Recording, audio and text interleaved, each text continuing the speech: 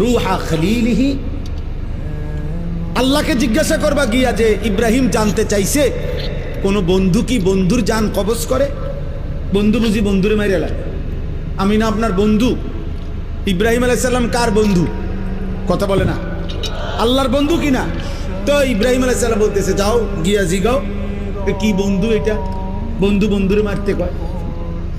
বন্ধু বুঝি বন্ধুর জান কবজ করে? সুবহানাল্লাহ। আল্লাহ তাআলা তখন বললেন জিব্রাইল, আরে আজরাইল, মালাকুল মউত, তাহলে এক কাজ করো, তোমারে আমি আরেকটা প্রশ্ন করতেছি ইব্রাহিমকে বলার জন্য, তুমি হেঁটে গিয়া কও, যাও আবার যাও।